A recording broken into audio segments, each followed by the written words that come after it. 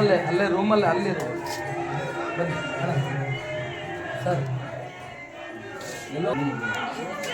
ಹಾಂ ಹೌದು ಹನುಮಾನ್